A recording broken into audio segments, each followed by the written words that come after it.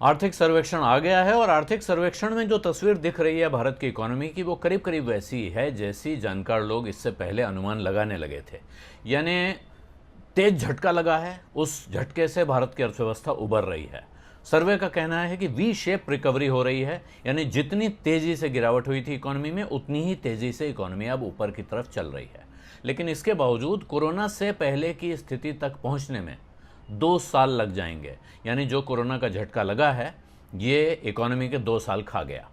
संसद में जो आर्थिक सर्वेक्षण पेश हुआ है उसके मुताबिक इस साल देश की अर्थव्यवस्था में 7.7% की गिरावट दर्ज होगी, -7.7% जीडीपी ग्रोथ।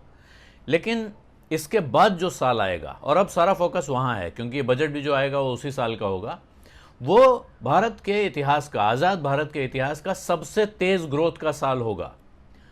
सर्वे के हिसाब से 11% की रियल ग्रोथ दिखाई पड़ेगी जीडीपी में, और इस पे इन्फ्लेशन जोड़ लीजिए तो नॉमिनल ग्रोथ होगी 15.4%, 15.4%। ये फॉर्मूला है, नॉमिनल ग्रोथ में से महंगाई का आंकड़ा घटाइए तो वास्तविक ग्रोथ रेट सामने आता है, जिसको रियल रेट ऑफ ग्रोथ कहते हैं।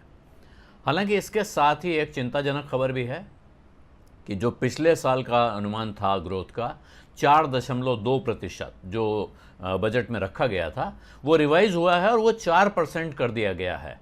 यानी कोरोना के पहले ही अर्थव्यवस्था काफ़ी खस्ता हाल में पहुंच चुकी थी। भारत 4% की रफ्तार से ग्रो कर रहा था। इस साल यानी चालू वित्त वर्ष जो अब खत्म होने जा रहा है, उसकी पहली तिमाही में करीब 24% की गिरावट जीडीपी में, और उसके बाद दूसरी तिमाही में भी लगभग 7.5% की गिरावट आई थी, और उसके बाद से इकोनॉमी में अब सुधार दिख रहा है। तो ये दोनों क्वार्टर जो मैंने बताया आपको, इनको जोड़कर पहली छमाही में देश की जीडीपी में लगभग 15% की गिरावट दर्ज हुई थी।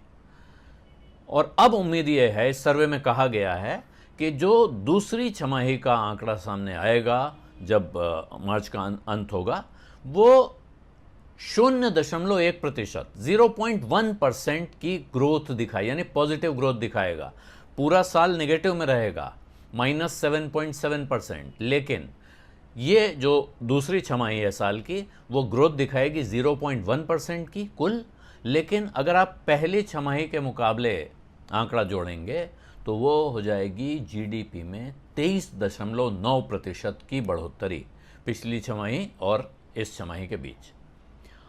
ये दिखा रहा है कि तेज़ी से बढ़त हो रही है, लेकिन साथ में वो चिंता बची हुई है कि साहब 100 साल का सबसे बड़ा संकट झेल के हम निकले हैं। अभी हम निकल रहे हैं, निकल गए हैं नहीं, लेकिन ये जो कोरोना संकट था, ये दुनिया पर पिछले 100 साल में आया सबसे बड़ा संकट था। तो सर्वेक्षण ये कहता है कि अगर लॉकडाउन नहीं लगता देश में, क्योंकि हम जब भी स्लो डाउन की, मंदी की बात करते हैं तो कहते हैं कोरोना के साथ लगे हुए लॉकडाउन की वजह से इकोनॉमी में ये नुकसान हो गया।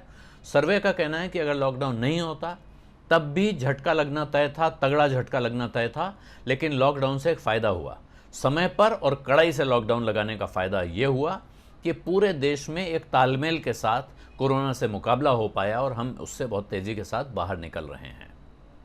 तो जो वी शेप रिकवरी ये सर्वे दिखा रहा है, उसकी वजह बताता है कोरोना की वैक्सीन का इंतजाम हो गया है, तेज़ी से उसको लगाने का इंतजाम हो रहा है।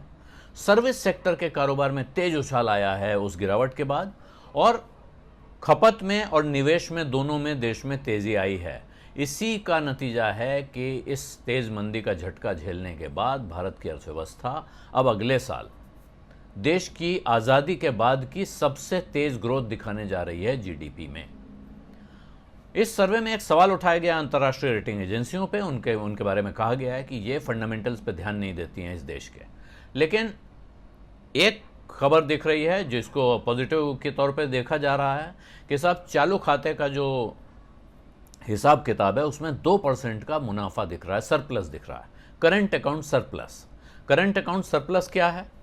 आप जितना एक्सपोर्ट करते हैं और जितना इंपोर्ट करते हैं, इन दोनों के बीच का जो फ़र्क है वो करंट अकाउंट का डेफिसिट या सरप्लस होता है। सरप्लस का अर्थ ये है कि एक्सपोर्ट ज़्यादा हुआ है और इंपोर्ट कम हुआ है। लेकिन यहाँ एक चिंता भी है, और वो चिंता ये है कि एक्सपोर्ट गिरा है, इंपोर्ट उससे ज़्यादा गिरा है। इसकी वजह से ये सरप्लस अगर आया है तो फिर ये इकोनॉमी की मजबूती का नहीं, ये उसकी कमज़ोरी का संकेत हो सकता है। दूसरी तरफ अच्छी खबर कहाँ से है, वो एक ही जगह है, वो है जो एग्री सेक्टर, कृषि में बढ़त दिखाई पड़ रही है। 3.4% की ग्रोथ है कृषि में, और उस माहौल में जहां बाकी सब तरफ नेगेटिव ग्रोथ है, सब तरफ रिसेशन है, तो ये 3.4% की ग्रोथ ने ही खेती को इस साल भारत की अर्थव्यवस्था में जो उसकी हिस्सेदारी है, खेती की हिस्सेदारी बढ़ी है। बाकी सबकी कम हुई है, खेती की बढ़ी है। दूसरी तरफ चिंता की खबर आ रही है कमाई के मोर्चे पर। टैक्स वसूली में तेज गिरावट है।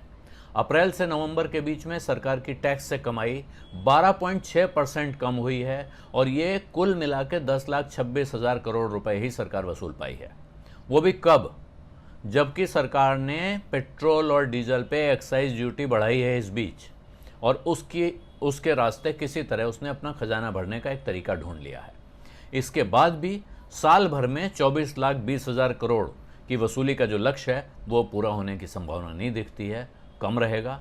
और इसका बुरा असर होगा राज्य सरकारों पर, क्योंकि इस टैक्स से उनको भी हिस्सा मिलता है। दूसरा रास्ता था जो कमाई का, वो था डिसइन्वेस्टमेंट। 2,10,000 करोड़ रुपए वहां से आने थे, लेकिन उसके सामने भी कुल मिलाकर 15,220 करोड़ अभी तक जुटाए जा सके हैं। सर्वेक्षण कहता है साहब कोरोना की वजह से सेंटिमेंट खराब था, इसलिए नहीं हो पाया। लेकिन शेयर बाजार का जो हाल है अगर आप देख रहे हैं तो फिर ये बात गले से नहीं उतरती है। खास तौर पे जिस दूसरी छमाही में इतनी तेज ग्रोथ की बात हो रही है, उसी दूसरी छमाही में अगर आप शेयर बाजार का हाल देखेंगे, एक के बाद एक, अभी कुछ 2-1 दिन झटका खाया है पिछले 4-5 दिन से, लेकिन उससे पहले जो कुलाचें भरी हैं उसने, उस समय में मौका था सरकार के पास, जिसका फ़ायदा उठाने से वो चूक गई है। अब जो वक्त बचा है यहाँ से लेकर मार्च के अंत तक का, इसमें भी सरकार क्या कर पाएगी, ये बड़ा सवाल है। तो कमाई घटी है, खर्च बढ़ा है, इसका साफ मतलब है कि सरकार का घाटा बहुत बढ़ने जा रहा है। केंद्र और राज्य दोनों सरकारें पिछले साल के मुकाबले काफ़ी ज़्यादा कर्जा उठा चुकी हैं, तो डेफिसिट बढ़ने जा रहा है। आगे की तस्वीर अच्छी दिख रही है, नहीं इसके साथ सर्वे बैठ कर रहा है कि अब सरकार को स्टिमुलस देना चाहिए। और स्टिमुलस क्यों देना चाहिए, इसकी एक वजह और है। वजह यह है कि ये जो सेकेंड हाफ का ग्रोथ हम दिखा रहे हैं, इसमें कंजम्पशन और इन्वेस्टमेंट दोनों बढ़े हुए दिख रहे हैं, लेकिन ये सारा कुछ सरकार का किया हुआ है। इसमें प्राइवेट कंजम्पशन भी बहुत नहीं बढ़ा है और प्राइवेट इन्वेस्टमेंट भी नहीं बढ़ा है। और इन दोनों को बढ़ाने के लिए सुझाव यही है कि सरकार की तरफ से बजट में कुछ ज़बरदस्त ऐसे कदम उठाए जाएं जिससे कि लोगों के मन में उत्साह का संचार हो और लोग बड़ी बड़ी कंपनियां इन्वेस्टमेंट करने की तरफ बढ़ें और आम आदमी खर्चा करने की तरफ बढ़े। आम आदमी खर्चा करेगा तो बाकी लोग भी, बड़ी कंपनियां भी खर्चा करती हैं, ये देख के कि पब्लिक खर्चा कर रही है, तो इसके खर्चे को अपनी तरफ खींचने के लिए हमको भी खर्चा करना होगा। और उसको कुल मिलाकर ये जो प्रक्रिया चलती है, ये इकोनॉमी को स्पीड देती है। साथ में ये उम्मीद दिखाई गई है कि साहब अगले 2 साल जो हैं भारत में जो ग्रोथ की रफ्तार होगी वो दुनिया में सबसे तेज़ हो सकती है। तो अगर दुनिया में सबसे तेज़ रफ्तार होने जा रही है, सरकार को ये सामने दिख रही है उम्मीद, इसके भरोसे ही ये उम्मीद भी की जा रही है कि सरकार अब इस ग्रोथ को वास्तविक बनाने के लिए, यानी सच, इस हाइपोथेसिस को सच करने के लिए अपनी तरफ से और जोर लगाए, इंसेंटिव दे, उत्साह का संचार करे। क्या क्या करेगी सरकार, अब ये देखना पड़ेगा। निर्मला सीतारमण के बजट की तरफ नज़र रहेगी। हर आदमी इस सर्वे के बाद ये उम्मीद कर रहा है कि कुछ बड़ा होगा, कुछ ज़ोरदार होगा।